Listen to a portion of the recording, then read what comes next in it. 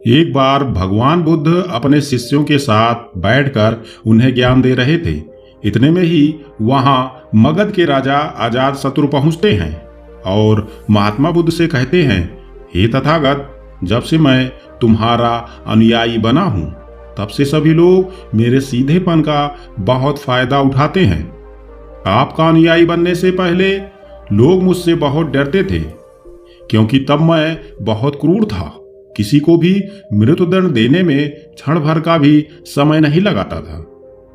आपका अनुयायी बनने के बाद अब मेरा मन इन कार्यों को करने को तैयार नहीं होता और मैं सभी लोगों को प्रेम देना चाहता हूं, परंतु कुछ लोग इस बात का गलत फायदा उठा रहे हैं और इससे मेरी प्रजा को बहुत खतरा है। मेरे राज्य मगध में बहुत दिक्कतें आ रही हैं। अब आप ही बताएं कि मैं क्या करूं। तब महात्मा बुद्ध अजातशत्रु को अपने साथ एक घटित घटना के बारे में बताते हैं। एक बार मैं एक गांव से गुजर रहा था। उस गांव में एक बहुत बड़ा पीपल का वृक्ष था। चलते चलते मैं वहां थक गया। मैंने सोचा कि उस वृक्ष के नीचे थोड़ा आराम कर लिया जाए। मैं वहां पहुंचा ही था कि कुछ लोग मुझे रोक लेते हैं और मुझसे कहते हैं कि वहां एक बहुत जहरीला सांप रहता है। उसने बहुत से लोगों को डस लिया है। वह इतना खतरनाक है कि जो भी उसके सामने आता है वह उसे जिंदा नहीं छोड़ता। मैं मुस्कुराया और मैंने कहा, एक ना एक दिन तो सभी को मरना है। अगर मुझे आज ही मरना होगा तो इसमें कौन सी बड़ी बात है। आप मेरी जरा भी चिंता ना करें और मुझे जाने दें।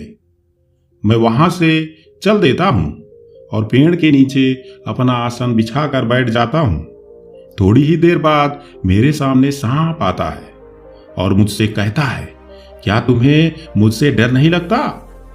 क्या तुम्हें पता नहीं यह मेरा इलाका है और यहां पर आने की किसी की भी हिम्मत नहीं होती।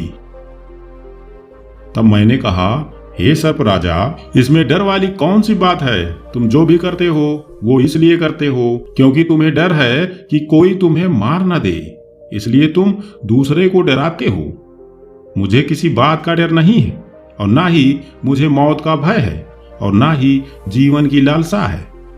कोई मुझे नुकसान पहुंचा ही नहीं सकता, तो मैं फिर क्यों डरूं? सांप को यह सुनकर बहुत गहरा आघात पहुंचता है। उसने आज तक ऐसे व्यक्ति देखे जो उससे डरकर भागते थे। उसने आज तक कोई ऐसा व्यक्ति नहीं देखा था जो उससे नहीं डरे। मेरी इतनी बातें सुन सांप मेरे चरणों में लेट गया और मुझसे कहने लगा, आज तक मैंने जो भी किया अपनी जान बचाने के लिए किया, क्योंकि अगर मैं इस तरह का रूप धारण नहीं करता तो लोग मुझे जिंदा नहीं छोड़ते। तब मैं उससे कहता हूं, तुम एकदम सही कह रहे हो, लेकिन अगर तुम इस मोह से मुक्त होना चाहते हो तो एकदम शांत हो जाओ, प्रेम से भर जाओ और यह जानो कि एक दिन जीवन समाप्त हो ही जाएगा। इसके लिए बुरे काम करने की कोई आवश्यकता नहीं है। इतना कहकर मैं वहां से चला जाता हूं और सांप मेरी सारी बातों को अपने दिमाग में बैठा लेता है और वह यह तय करता है कि आज से कोई भी गलत काम नहीं करेगा। सर्प उस रास्ते आने वाले सभी लोगों को डसना छोड़ देता है, लेकिन इसका उस पर उलट असर पड़ता है। जो लोग उसे पहले देखकर भागते थे अब उसके सीधेपन का गलत उपयोग करने लगे। अब उस रास्ते से आते जाते लोग उसे छेड़ते, उसे चोट पहुंचाते। अब सांप बहुत दुखी रहने लगा। उसके शरीर पर बहुत से चोट के निशान बन गए हैं, क्योंकि अब वह लोगों को नुकसान नहीं पहुंचाता और लोगों को डराना भी छोड़ दिया है। इसलिए लोगों में उसके प्रति जो भय था वो कम हो गया, जबकि वही भय ही सर्प को सुरक्षित रखता था।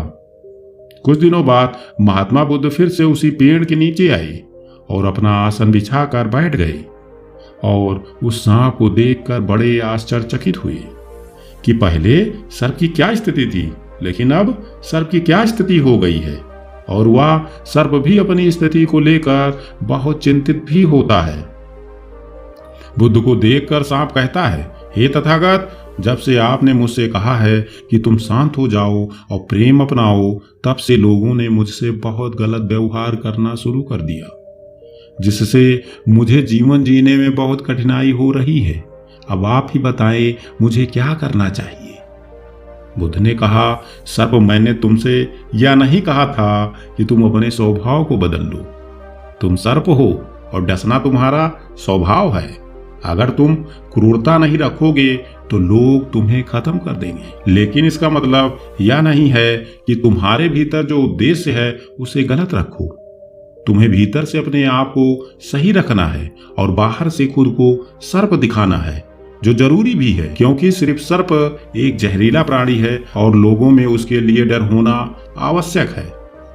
अगर लोगों के अंदर तुम्हारे लिए डर नहीं होगा तो लोग तुम्हें हानि ही पहुंचाएंगे।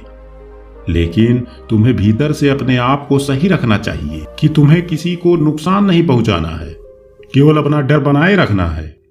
यह घटना सुनाने के बाद गौतम बुद्ध अजातशत्रु से कहते हैं कि तुम इस कहानी से क्या समझे? अजातशत्रु सोच में पड़ जाते हैं।